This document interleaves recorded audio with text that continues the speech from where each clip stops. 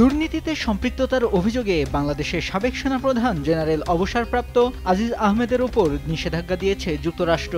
বাংলাদেশ সময় সোমবার মধ্যরাতের পর যুক্তরাষ্ট্রের পররাষ্ট্র দপ্তরের ওয়েবসাইটে প্রকাশিত এক বিবৃতিতে আজিজ আহমেদ ও তার পরিবারের সদস্যদের যুক্তরাষ্ট্রে প্রবেশে অযোগ্য ঘোষণার কথা জানানো হয়।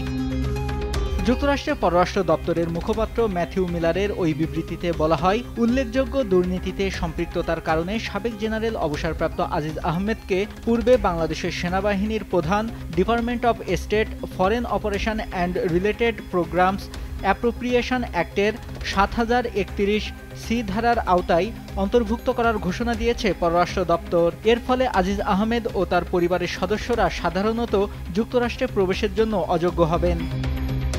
বিবৃতিতে জানানো হয়েছে, আজিজ আহমেদের কর্মকাণ্ডে বাংলাদেশের গণতান্ত্রিক প্রতিষ্ঠানসমূহের অবমূল্যায়ন ও সরকারি প্রতিষ্ঠান ও প্রক্রিয়ার উপর জনগণের আস্থা কমেছে। যুক্তরাষ্ট্রের পররাষ্ট্র দপ্তর বলছে, আজিজ আহমেদ তার ভাইকে বাংলাদেশের অপরাধমূলক কর্মকাণ্ডের জন্য জবাবদিহি এড়াতে সহযোগিতা করেন। এটা করতে যেয়ে তিনি নিয়মতান্ত্রিক প্রক্রিয়ায় হস্তক্ষেপের মাধ্যমে উল্লেখযোগ্য দুর্নীতিতে জড়িয়েছেন।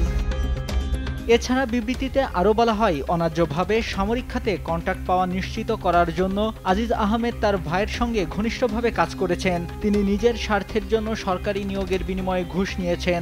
আজিজ আহমেদের বিরুদ্ধে এই ব্যবস্থার মধ্য দিয়ে বাংলাদেশে গণতান্ত্রিক প্রতিষ্ঠান ও আইনের শাসন শক্তিশালী করতে যুক্তরাষ্ট্রের অঙ্গীকার পুনরায় নিশ্চিত করা হলো।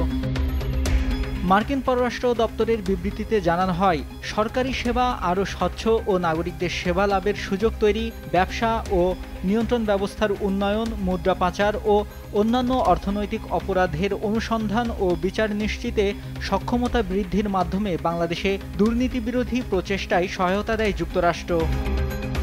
জানা যায়, তোফায়েল আহমেদ ওরফে জোসেফের ভাই সাবেক সেনাপ্রধান জেনারেল অবসরপ্রাপ্ত আজিজ আহমেদ। বহুল আলোচিত এই জোসেফকে খুনের দায়ে প্রথমে মৃত্যুদণ্ড দেওয়া হয়েছিল।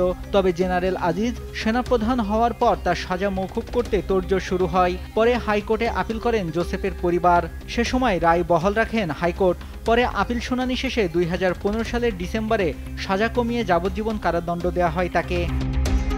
কারাসূত্র জানায়, জোসেফের মা রেনুজা বেগম ২০১৬ সালের ৭ জুন তার সন্তানের সাজা মওকুফের জন্য আবেদন করেন। তাকে অন্যায়ভাবে সাজা খাটানো হচ্ছে বলে তিনি আবেদনে জানান।